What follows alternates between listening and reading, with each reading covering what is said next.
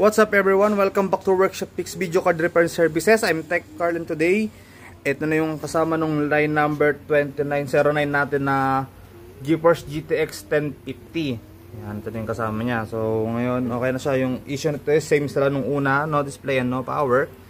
And yun, ang solution na ginawa natin is pinalitan natin yung driver IC niya na VRAM, tapos SMD capacitor na isang piraso, tapos yung SMD resistor 2 pieces. And so far so good naman na po siya. Yan. And ngayon undergoing na po siya ng stress test for almost 1.5 hour. Yan. So far so good naman po siya. Yung FPS natin is 15. Yan. Ito na po tayo sa may GPU temperature 63.8 degrees, hot spot is 71 degrees, and fan speed is 60%.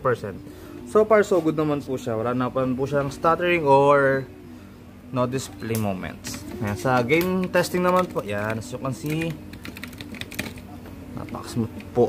Ayan, wala na siyang issue na nangyari, wala nang display, hindi na siya nawawalan display.